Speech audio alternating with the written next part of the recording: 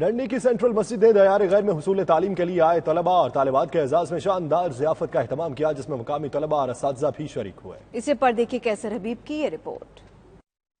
Central मस्जिद में डंडी और गिरदोनवाह की यूनिवर्सिटी और कॉलेजेस के गैर मुल्की तलबा और तालिबात और असातिज़ा के लिए जोहराने का एहतमाम किया गया, जिसमें लोगों की कसीर तादाद शरीक हुई। इमाम अब्दुल रऊफ और इमाम हमजा ने बाहमी एहतराम, मोहब्बत और कुर्बानी का दर्स देते हुए कहा कि इस्लामी तालीमात को अपनी जिंदगियों पर लागू करना दीन और दुनिया दोनों में कामयाबी का बायस है। मसाजिद से ताल्लुक हमें आपस में जोड़े रखता है।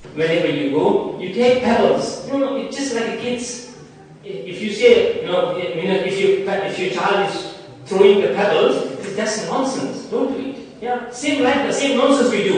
We hold the pebbles and we throw the pebbles to the wall, there is nothing there. There is no shaitan there. तलबा और तालिबात ने अपना अपना तारुफ करवाया और अपने मुस्तकबिल के प्लान्स और हिकमत अमली के बारे में भी बताया। We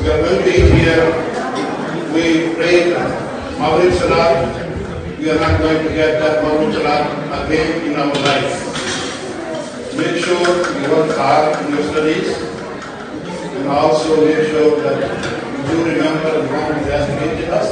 नए आने वाले तलबा ने स्कॉटलैंड में तालीम के मयार को सराहा और स्कॉटिश लोगों की मिलनसारी की तारीफ की। तलबा ने डंडी स्टूडेंट इस्लामिक सोसाइटी को भी उनके काम पर खिराज तहसीन पेश किया। A really good place to study, especially with the diversity in its community and the activities that they keep us engaged with. I love Dundee. This is my 5th year here.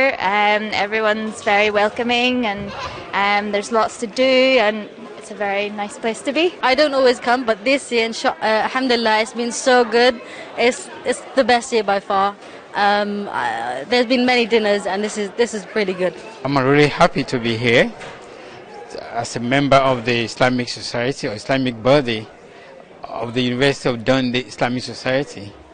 So I really thank Allah for the opportunity given us.